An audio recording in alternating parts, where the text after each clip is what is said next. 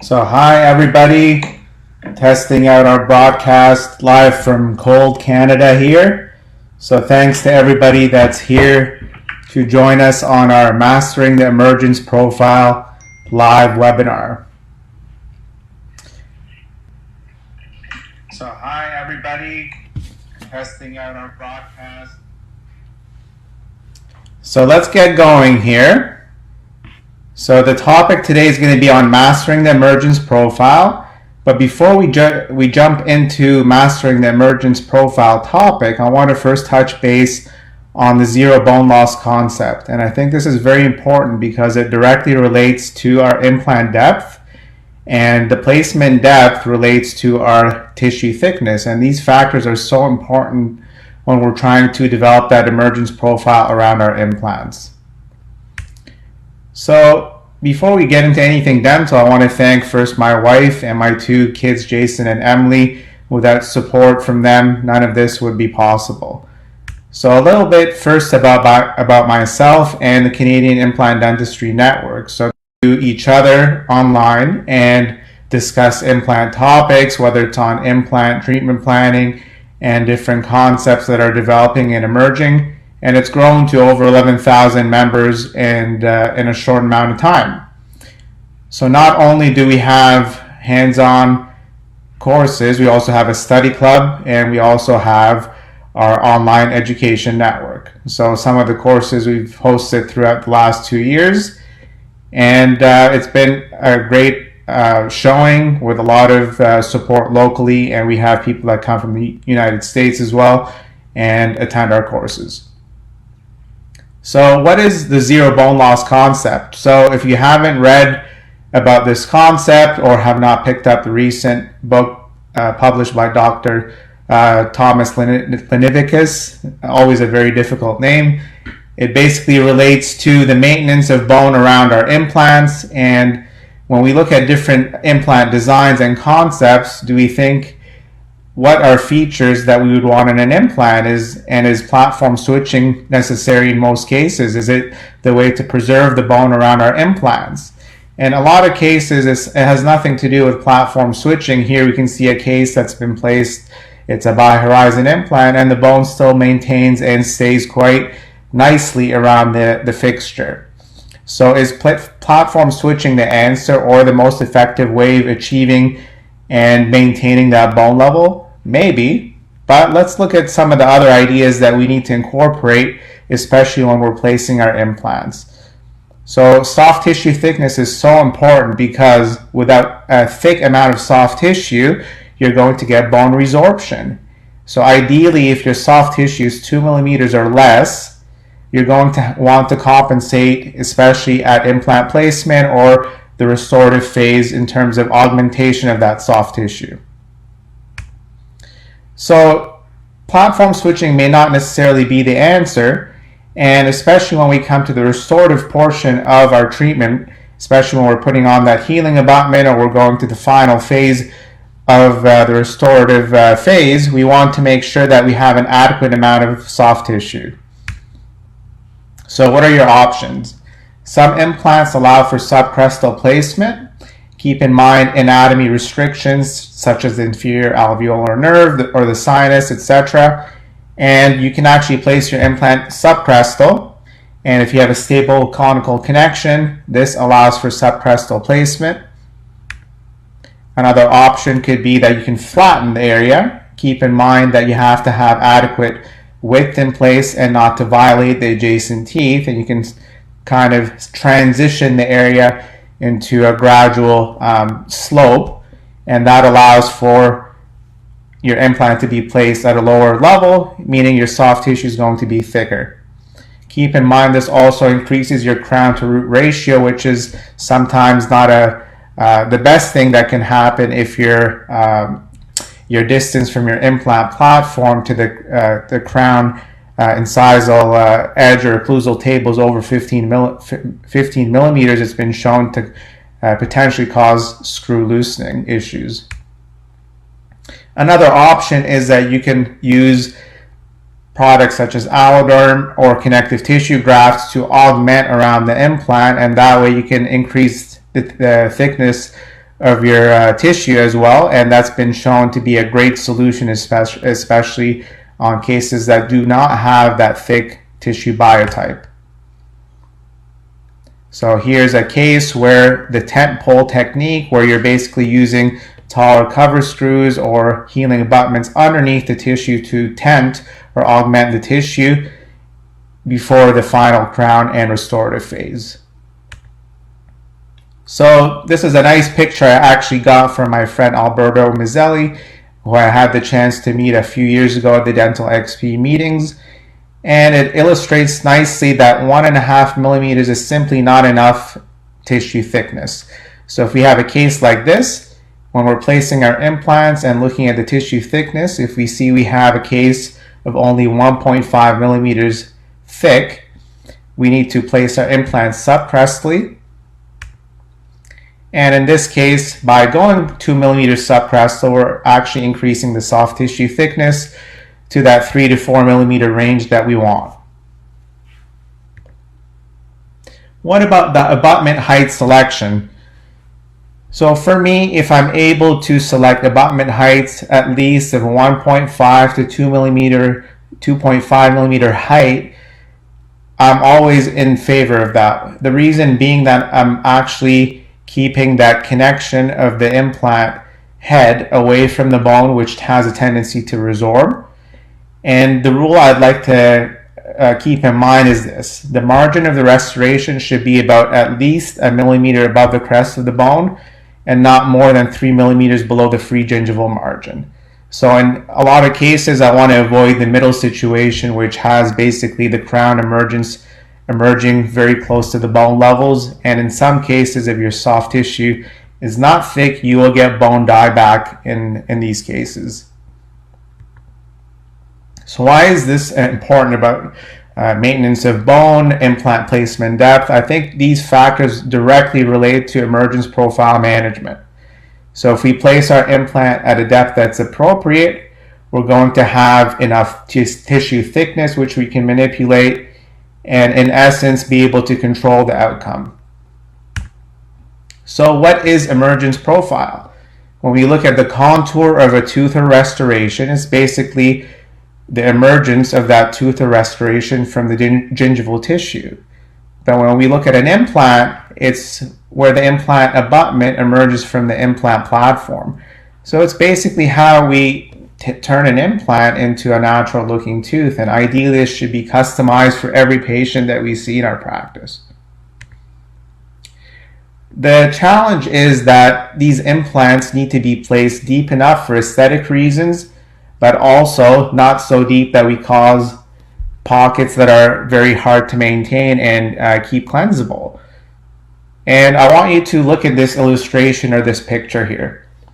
If we have an implant of 3.5 millimeter diameter, it's going to be a different situation than an implant of 5 millimeter diameter.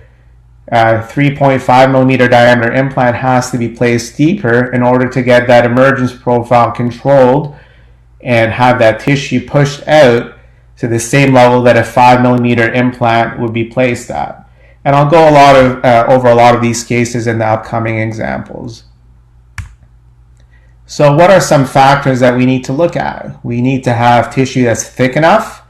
We need to have a horizontal cross section that's appropriate for that future crown, and we need to look at the kind of tooth that we're replacing. A molar is going to have a horizontal cross section that will differ than an anterior tooth, for example. And we also need to look at the position of the future crown relative to the bone. So the challenge is that we as dentists, we're replicating teeth that have multiple roots. So we're trying to take that implant platform, which is circular, and we're trying to turn it to different shapes. We have teeth that are multi-rooted, and this can be quite a challenge. And how deep can you place your implant? Honestly, it depends on the type of system you're placing. Some systems will allow placement below crest. Some systems are tissue level implants and they're not meant to be submerged subcrestally. Depends on the kind of connection, if it's external hex, internal hex. So you should follow the guideline indicated by the manufacturer. Typically for a conical connection implant, you can place it under the bone level. And if you're going to go with a narrower implant, you have to place it deeper because you need to account for what we call the running room, or the vertical height space that you need to compensate for in order to get an emergence profile that's appropriate. So this is what we want to avoid. We don't want to have a situation where an implant, for example, is placed too shallow, and even the best technician in the world is going to have a challenge to give us a crown of appropriate shape. So you want to make sure that your implant's placed at an appropriate depth, and that way you have an adequate vertical height for your technician to design a crown of appropriate shape.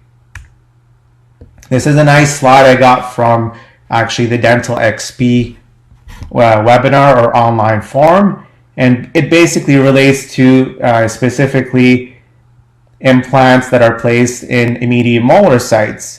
And those kinds of areas, you're going to want to use the septum, which is a great landmark for implant depth. And in most cases, the septum will be the appropriate depth that you need to place your implant. And we'll go over a few cases where I've gone ahead and placed a few immediate molar type cases in the upcoming examples. So this is the principle I want to follow. When we place implants, we want to go as shallow as possible, and this way we don't have a pocket that we're creating that's uncleansable by the patient, but also as deep as necessary. And by as deep as necessary, it relates to first aesthetics. Often the anterior maxilla, for example, we have to place and submerge our implant deep enough to get first hide the titanium show through that's potentially there of the implant, and also for developing enough space to create an emergence profile of adequate aesthetics. So this is what you want to avoid, and this is a patient of mine in my practice which had an implant placed elsewhere, and you can see the implant wasn't placed deep enough.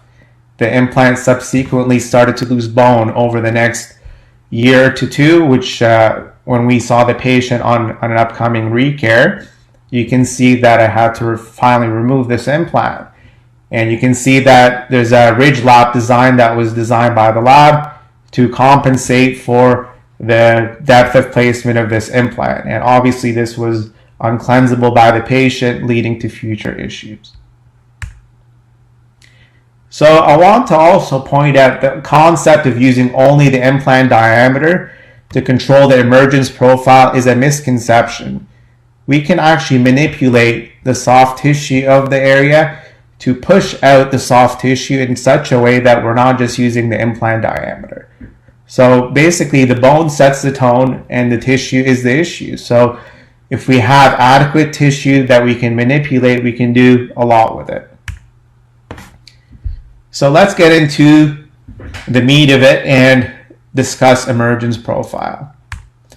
So there are certain ways that you can control your emergence profile. And the aim of this presentation today is not to say that it's only done in one method. For example, the method I'm going to outline is called the VPI cervical system. And this is a way to create custom healing abutments chairside. You can also have your lab make custom abutments for you. You can have them milled, you can have them printed. So there are multiple ways in which you can achieve to do this task.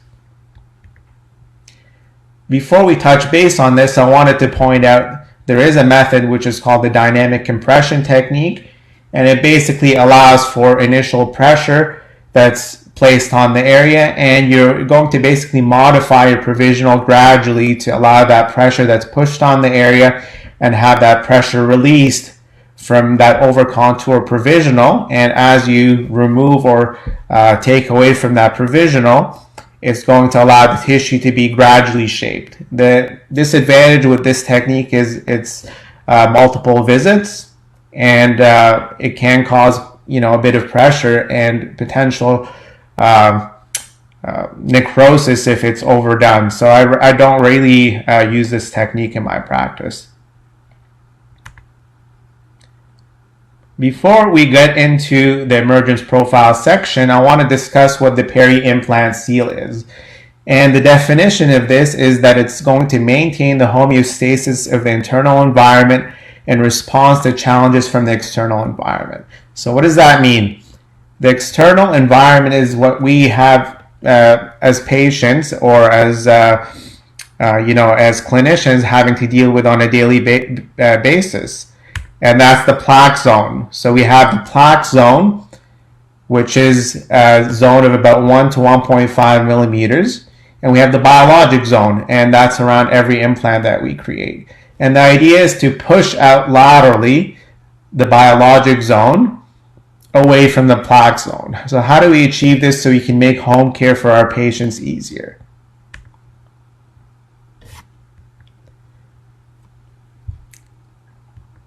So peri-implant complications exist a lot in our practice, and it's not just a small number where we go in the literature and you see cases saying we have 99% success rate, 95% success rate. I think in most of our practices that we see more and more implants being placed, you're going to see issues with peri-implant disease in probably close to 50% of our cases. And let me just close this down here. And these issues can be for many reasons. In the past, we blamed it on certain implant designs. We said, well, is the issues from certain implant designs or coatings that are now not in the market? Is it errors from our end where there's insufficient bone? Is it patient conditions, smoking, diabetes related? I think there's a lot of factors that come into play, but I think one of the big factors is also the emergence profile of the area. So, reality can be harsh, and this is not my case here, but if you go in the literature, like I mentioned, you're going to see over 50% peri-implant disease as a reality. And one of the factors which I think we need to control as clinicians, especially in communication with the lab, is the emergence profile. So why do we even bother with a custom emergence profile around our implants? I mean, companies are creating stock abutments for us, and I can simply take an impression, send it to the lab, insert my crown, and be finished with the case. So for me, I'm a firm believer in this concept, and part of it is I see the results and I see the difference that a custom healing abutment can achieve. And whether you do this with traditional PVS impressions or you're starting to get into digital, this can be done in either situation. So here you have a customized impression post, and a customized impression post can be done in for use with PVS, or if you're doing digital, I'm going to go through some cases with digital as well.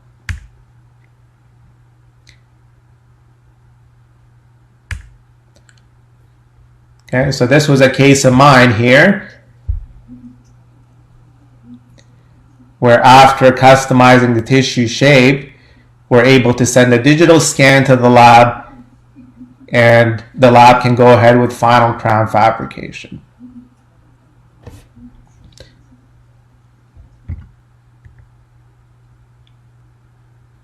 So how can you manage the emergence profile?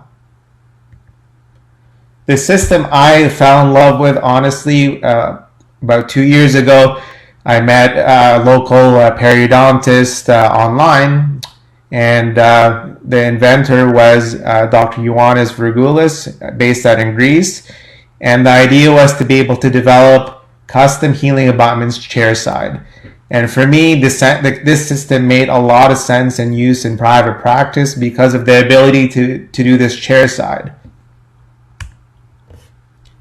So what is the cervical system? It consists of two components. First, you have the cervical guide, and you have the cervical mold.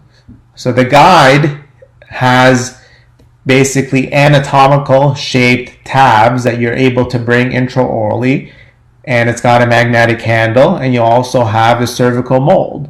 And these tabs in the guide have a corresponding well in the cervical mold, allowing you to fabricate within a 7-minute time frame a custom healing abutment. So basically you have a split of every tooth in the mouth by different zones. So you have the anterior teeth, you have the premolars, you have square molars, you have elongated molars. And what you can do is bring the magnetic tab intraorally and measure the space mesiodistally that matches the appropriate tooth and be able to create that custom healing abutment. So in this case, for example, you can select a molar, you can have different orientations of those molar teeth.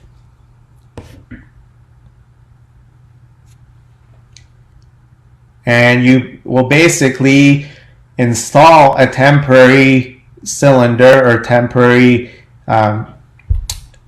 cylinder or impression post, if you wish, into the slot of your cervical mold, and you'll apply a nanohybrid composite or flowable into the well, and you'll be able to fabricate a custom healing abutment and a custom impression post as well.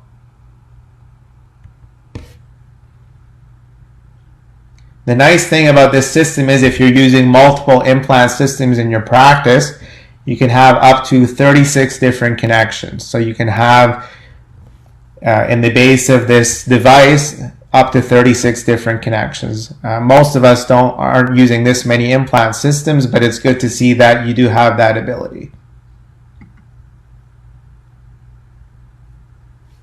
And depending on your implant system and the protocol that you follow, you can actually account for from crestal all the way to 3 millimeter subcrestal placement. So in most of my cases, I'm placing the implant 1 to 2 millimeters subcrestal. And the nice thing about this is that this system takes this into account. I'll go over that in a second. So you can see here, we've placed our implant either at crest all the way to 3 millimeters subcrest.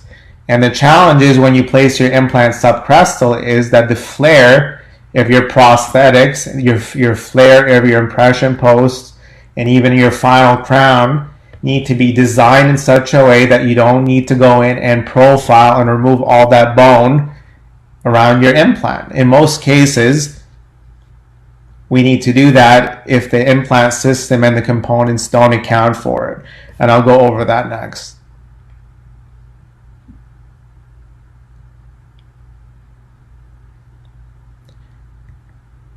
So has this ever happened to you? So you go place your implant slightly subcrestal and your components don't fit. So your healing abutment doesn't fit or your impression post doesn't fit.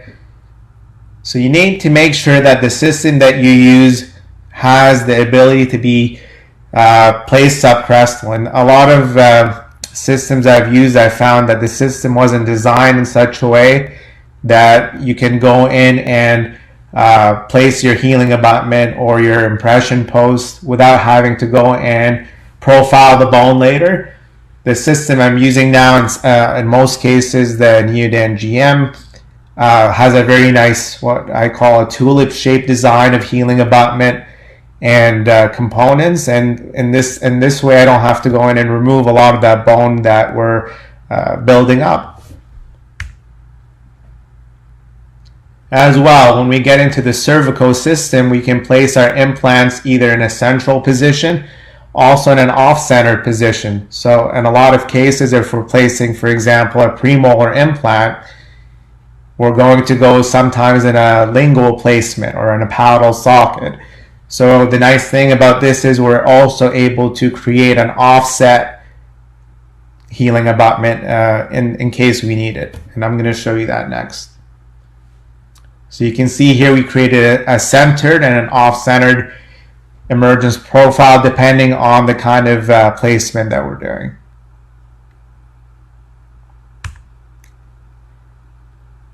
So in one of the areas that you'll find in the silicone well is a duplication slot. So if you've made any modifications to your custom healing abutment, then what you can do is also duplicate it if you're using traditional impression techniques.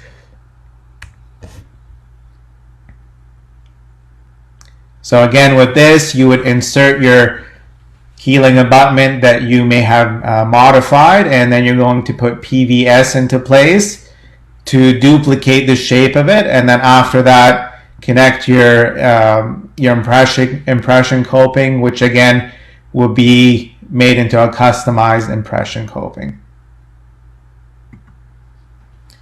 So we'll go over some clinical examples now.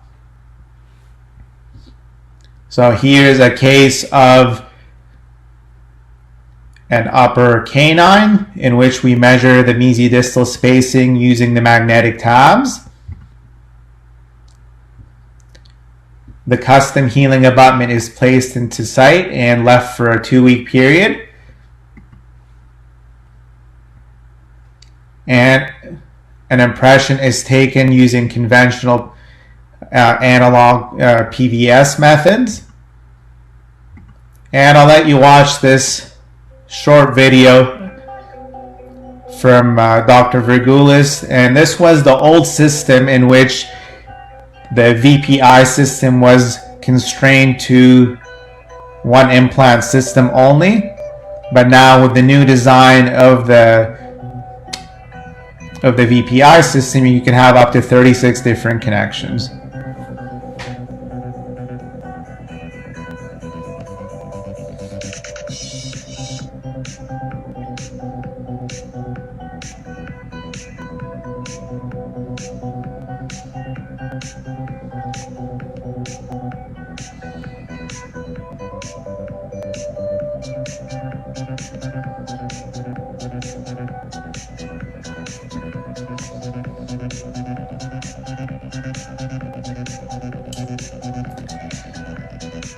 So I really like the magnetic features of these tabs, that you're able to bring them into the mouth.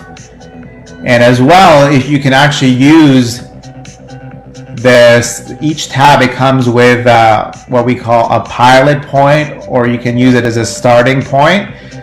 Keep in mind, it's not a full or a true surgical guide, so you should not take the implant placement to depth, but you can use it to keep the positioning of each implant site from mesial to distal.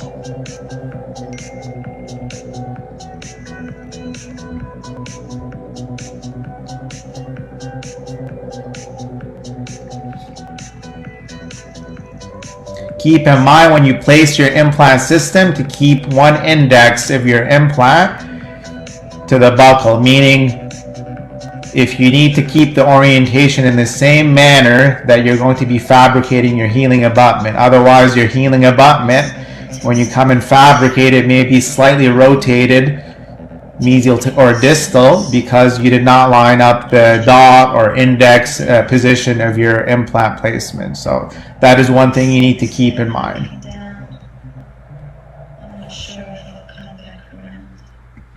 So let's go over some more cases here, step by step.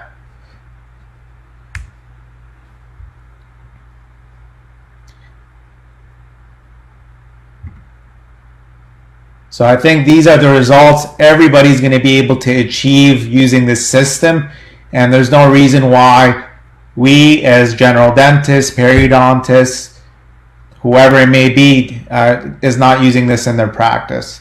So this is a case from a fellow doctor, Dr. Marvin Budd, a local periodontist who I showed this system to a year ago. And look, this is one of his very first cases that he sent me a picture of.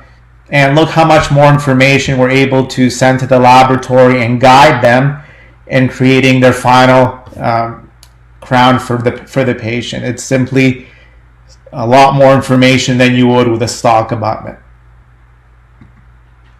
And I know we touched base on this case actually on Dr. Ramsey Mean's forum and also on my forum. This was a patient who was referred to my practice for restorative phase of this area. And I can see the tissue quality was quite thin.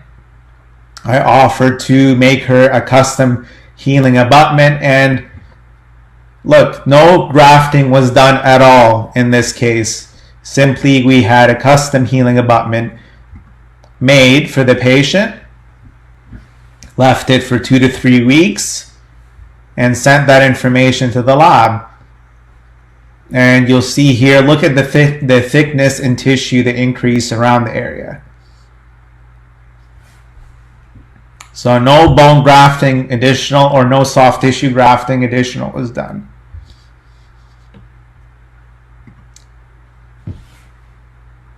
So at the end, I'll take questions as well. Okay, so if anybody has questions, we'll do that at the end.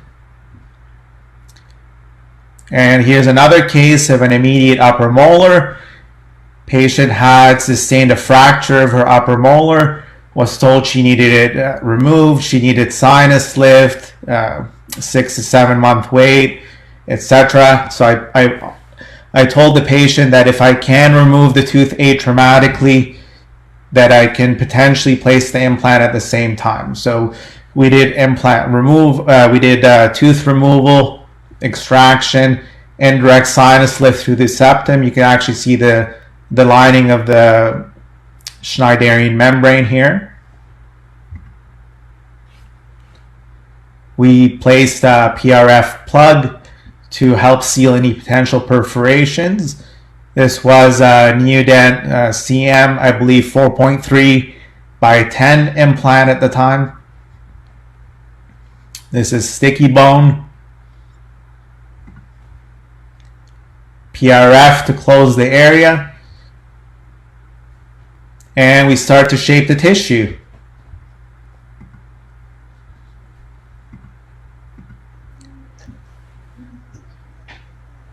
Now look how much more information we're able to send to the lab.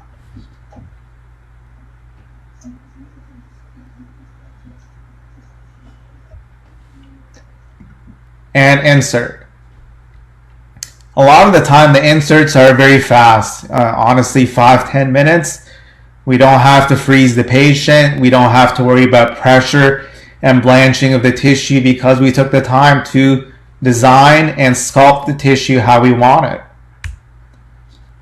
Another case of an immediate upper molar. You'll see a lot of those cases tend to be immediates in my office, and I think it helps if you can to minimize treatment time for your patient. So another immediate upper molar that had sustained fracture, removal, placement at septum depth.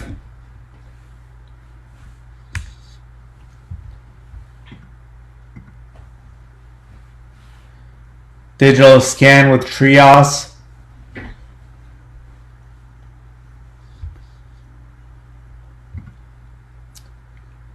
Another immediate upper molar. Do you see a trend here? Upper molars with endodontically treated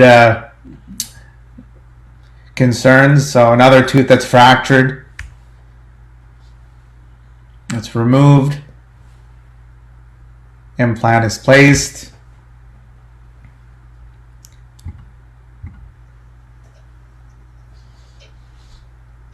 And design. So I think this is pretty predictable in your practice. If you're starting to want to get into digital as well, it's an open field in terms of what you can provide to your patient, and especially if you're getting into digital, you can still consider doing this tissue shaping as well. If you're looking into partial extraction therapy as well, this is a case which I had recently the chance to do 3-year follow-up of partial extraction therapy placement on. So we ended up doing partial extraction therapy on the 1-4, and the patient had already had an existing implant on her canine. So adjacent implants tends to be one of my favorite sites for partial extraction therapy consideration, because otherwise you will get collapse and potential aesthetic issues of adjacent implants.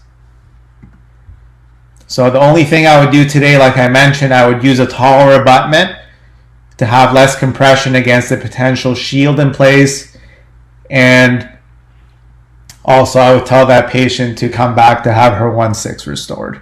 but that's a separate thing. So here's another case where we did an immediate upper anterior with partial extraction therapy. So a patient had an old external hex Brandemark implant placed over 20 years ago. The tooth next door underwent external resorption and was unrestorable. So we went ahead and discussed the options of total removal of the tooth, removal of potentially both implants. I gave the patient the choice of partial extraction therapy on the compromised tooth in order to minimize changes to the architecture of the site. So we started with extraction of the tooth, the palatal fragment, prep of the area, same day temporary for the area.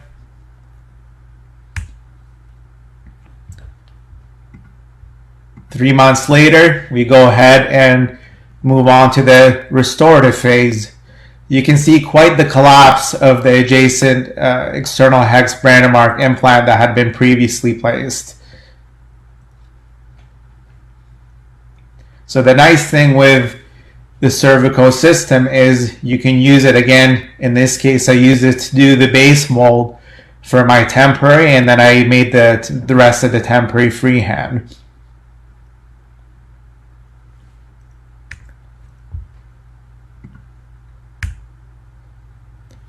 And that's with the two new crowns.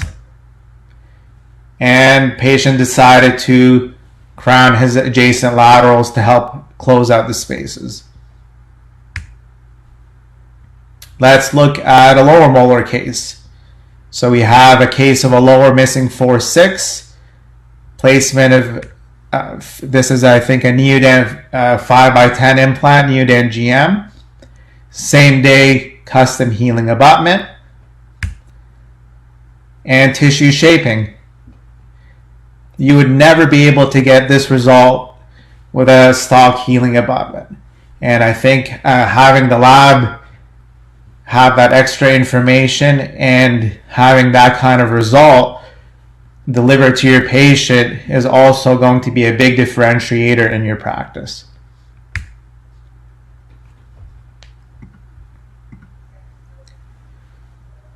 So here it is again with the trios. We're able to digitally scan the emergence profile that we created.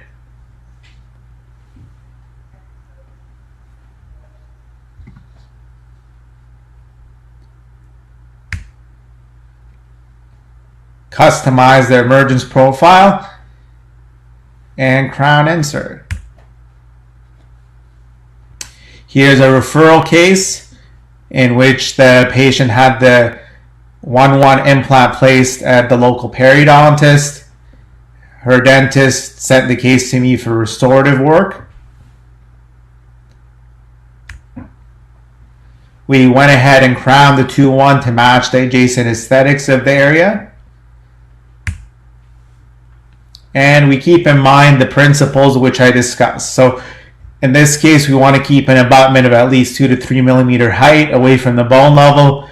And that way you can achieve adequate soft tissue thickness in place and vascularity around your abutment.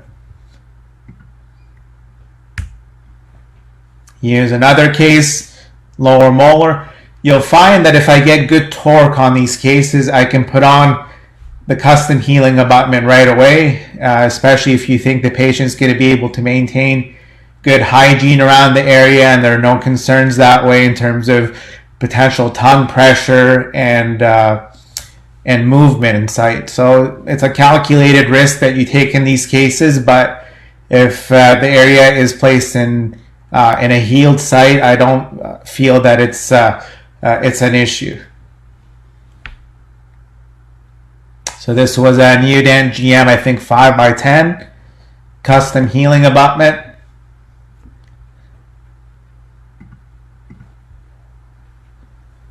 So look at that nice emergence profile.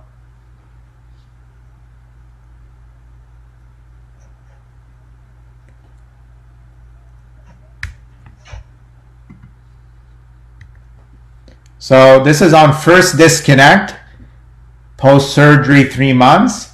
And if you see bleeding around the area, don't be concerned. That's actually what you want to see when you first remove these abutments.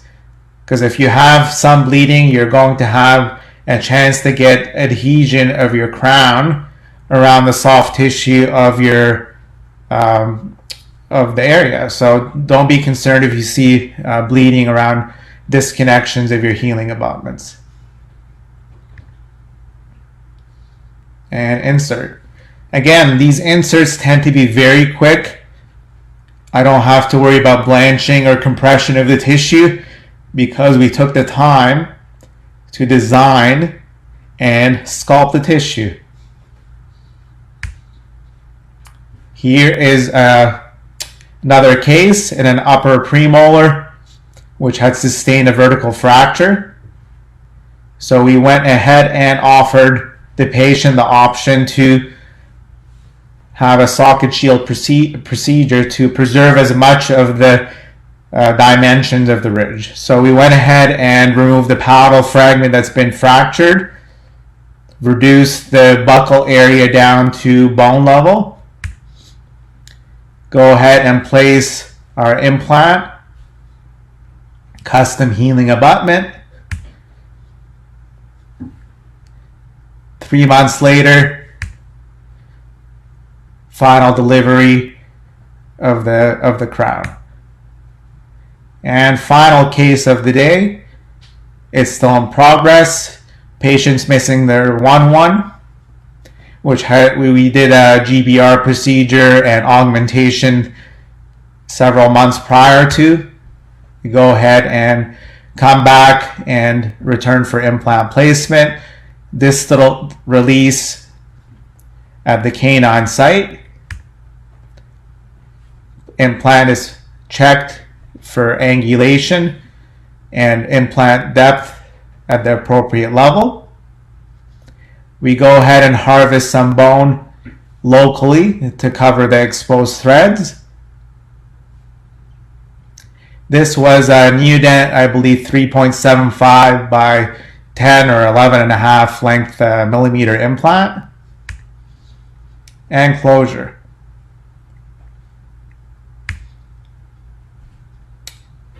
We come back 3 to 4 months later and start to develop the tissue. This is the area with just a regular healing abutment on it. We measure out the space mesiodistally for a cervical custom healing abutment. This is the tab corresponding to the area brought into place. And we start to shape the custom anterior healing abutment, which is left on for several weeks. Usually in the anterior, I'm going to wait longer than in the posterior zone because if I rush too soon, I may have issues in terms of the aesthetics of the final. And we're ready to proceed to the final. So this case is still in progress. I'll post the pictures when it's finished on the forum.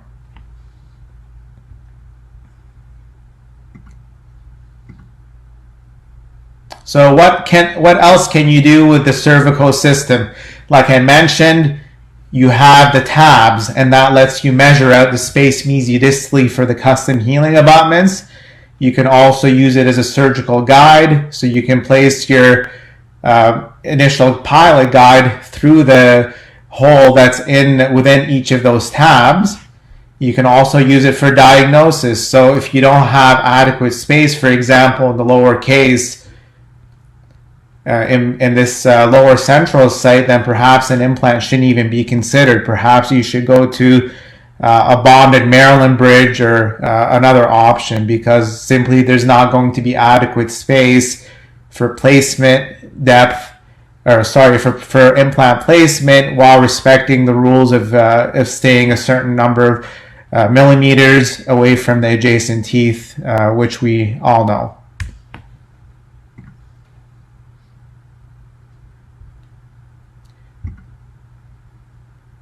So if you're interested in finding out more about this system or understanding the philosophy which I've mentioned, I encourage you to leave your name in our live webinar, and I'll try to answer everyone's questions.